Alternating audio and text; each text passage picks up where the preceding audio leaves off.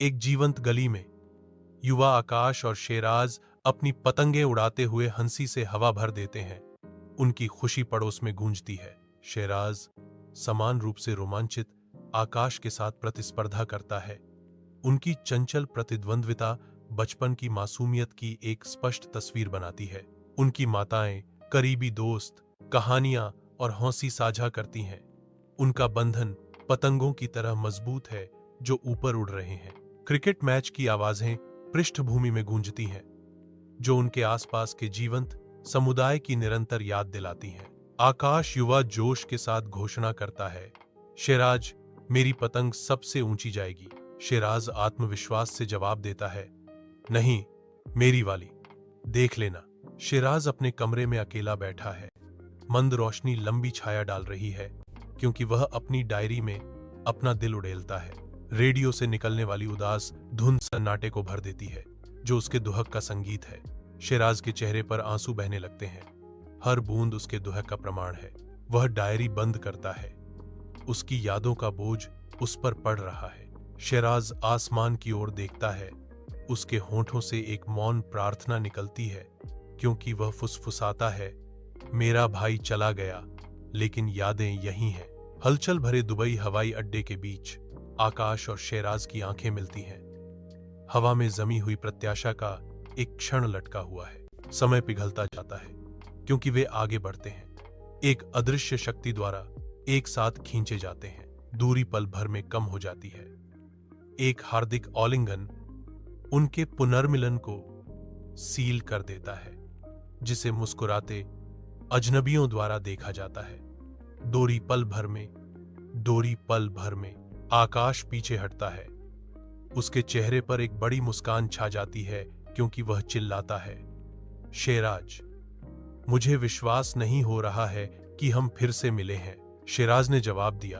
उसकी आवाज में गर्माहट थी। मैं भी, आकाश, साल गुजर गए हैं, लेकिन दोस्ती वैसी ही है। रेहान सायरा मैडम के दफ्तर में दाखिल होता है, चाय लिए हुए। उसकी आवाज बनावटी प्रशंसा से भरी हुई है। मैडम, आप आज बहुत खूबसूरत लग रही हैं। सायरा खुश होकर उसे याद दिलाती है, धन्यवाद रेहान, लेकिन काम पर भी ध्यान दो। आलिया अपनी डेस्क पर बैठी चुपचाप सिर हिलाती है। उसकी अस्वीकृति स्पष्ट है, क्योंकि वह रेहान की चापलूसी देखती है। फारूक साहब अंदर आते हैं, यह जानने के लिए कि अगला प्रोजेक्ट कौन लीड करेगा। राय मांगते हैं। रेहान जल्दी से आलिया का विरोध करता है।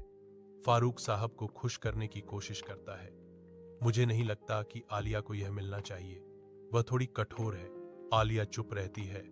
उसके चेहरे पर उदासी छा जाती है, क्योंकि रेहान जारी रखता है, सिर्फ तुम ही तुम्हारे लिए सबसे अच्छे हो सर। फारूक साहब ने रेहान की धोखेबाज रिपोर्टों का पर्दाफाश किया। हवा में विश्वासघात का भार भारी था। आलिया की ईमानदारी चमकती है, क्योंकि वह कंपनी को बचाती है, अटूट संकल्प के साथ आलोचना का सामना करती है। आज मैं समझता हूं कि सच्चाई और सम्मान चापलूसी से अधिक मूल्यवान है। फारूक साहब घोषणा करते हैं, आलिया, मैं तुम्हें योग्य मानता हूं। सूर्य का प्रकाश चौकोर से छनता है, क्योंकि ग्रामीण बैठे हैं, जमीन पर छाया डाल रहे हैं। अली चलता है। ग्रामीण चिल्लाते हैं, अली, इस युग में सच बोलकर कौन सफल हुआ है? अली ने जवाब दिया। उसकी आवाज दृढ़ थी, मेरी सफलता मेरे चरित्र में है, दूसरों को धोखा देने में नहीं। अली अपने कार्यालय में लगन से काम करता है, जबकि उसके सहकर्मी साजिश रचते हैं। उनकी फुसफुसाहटें उसकी ईमानदार मेहनत के विपरीत हैं। अली, तुम कब समझोगे? ईमानदारी तुम्हें कहीं नहीं ले जाती, उसके सहयोगी ने तिरस्कार से कहा। उसके शब्द हवा में भारी पड़ रहे थे।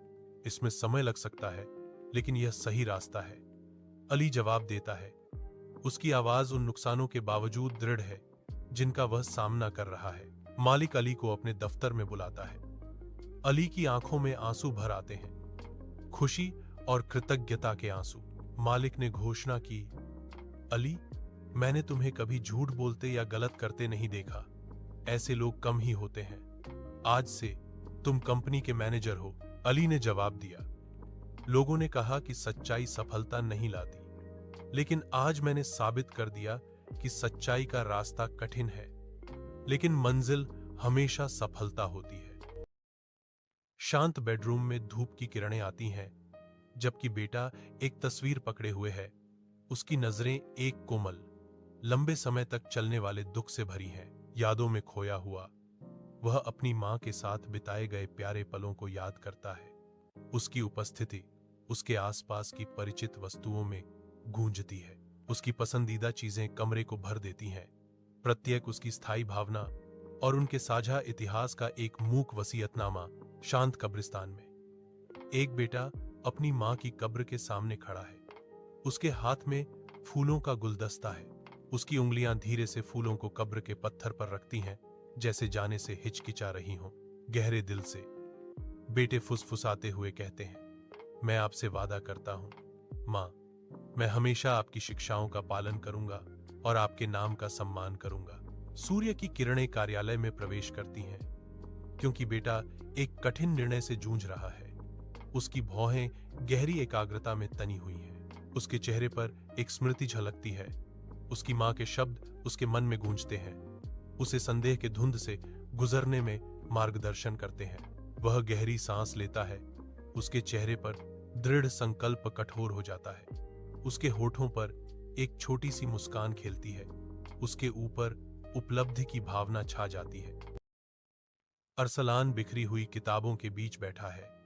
उसका कमरा छायाओं का एक कैनवास है, जो केवल उसके फोन पर विफलता की कठोर रोशनी से प्रकाशित होता है। शायद मैं कभी सफल नहीं हो पाऊंगा, अरसलान फुसफुसाता है।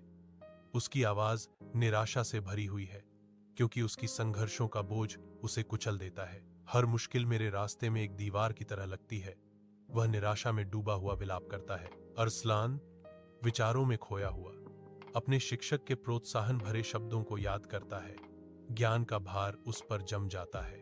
वह गहरी सांस लेता है। एक स्पष्ट संकल्प उसकी विशेषताओं को कठोर करता है, क्योंकि वह अपने आंसुओं को पोंछता है।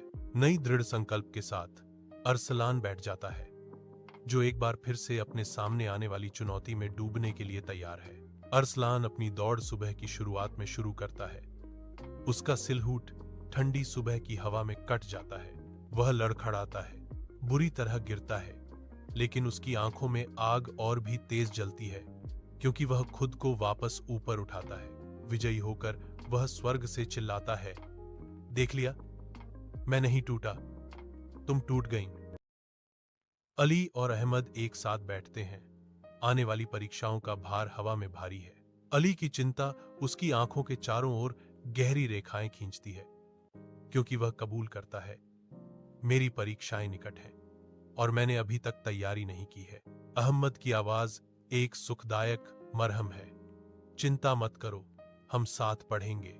अली के चेहरे पर राहत की लहर दौड़ जाती है। उनकी दोस्ती की ताकत एक ठोस सांत्वना है। शाम पार्क पर उतरती है। लंबी छायाएं फैलती हैं, क्योंकि अली और अहमद एक घुमावदार रास्ते पर घूमते हैं। पत्तियां धीरे से सरसराहट करती हैं। जैसे ही डूबता सूरज आसमान को नारंगी और सुनहरे रंगों से रंगता है, अली अहमद की ओर मुड़ता है। उसके होठों पर एक हार्दिक कबूलनामा होता है। तुम हमेशा से मेरे सबसे अच्छे दोस्त रहे हो, अली कहता है।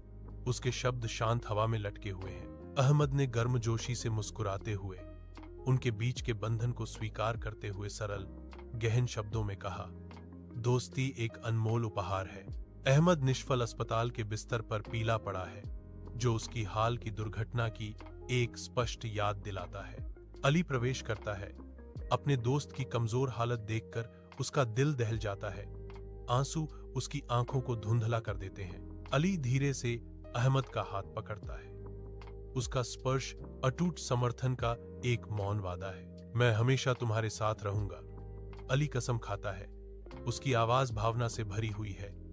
हवा में एक वादा लटका हुआ है। अहमद फुसफुसाता है, एक दोस्त वह है जो दिल की भाषा को समझता है, भले ही शब्द न बोले जाएं।